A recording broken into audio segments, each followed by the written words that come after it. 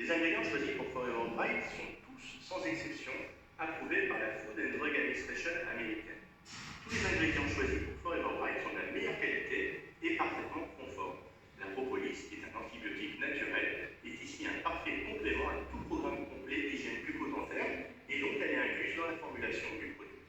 Son goût frais et rafraîchissant est agréable, il plaît aussi bien aux grands qu'aux petits. Le produit a été récompensé par la célèbre revue Le Reader's Digest en 1999 comme le meilleur dentifrice au monde. Ce produit ne contient pas de fluor. On considère souvent à tort que le fluor est un allié inodore. Promu par les dentistes, le fluor semble indispensable pour lutter contre les caries dentaires et c'est effectivement un effet bénéfique qui a été reconnu également par l'Organisation mondiale de la santé.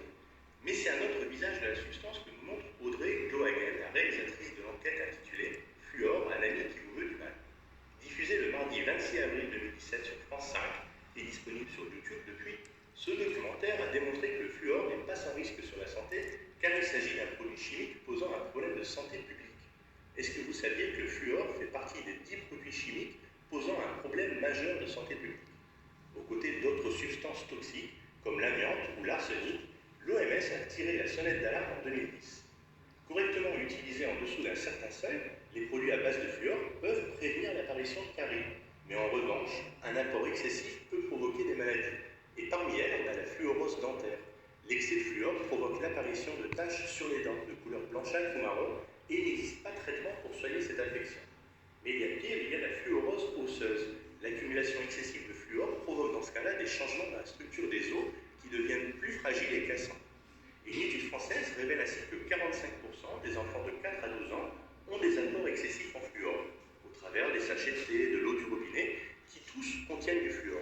Donc le documentaire explique comment le fluor s'est hissé comme l'incontournable des dentifrices. C'est un laboratoire travaillant pour la société américaine Alcoa, spécialisée dans l'extraction d'aluminium, qui a mis en évidence les bénéfices sur les dents. Et depuis, la substance a envahi les marchés au point d'être prescrit aux enfants. Depuis 2008, c'est interdit en France. Et le taux à ne pas dépasser pour les enfants est de 1 ppm par jour et pour les adultes de 4 ppm par jour. Mais le problème, c'est que cette dose maximale peut vite être dépassée. Outre le dentifrice, le fluor est présent dans certains aliments comme le thé, l'eau du robinet, mais aussi par exemple le sel de table, le sel fluoré. On le retrouve également dans les emballages alimentaires, dans les revêtements en piéton des toiles, dans des interdits, dans des vêtements sociaux. Donc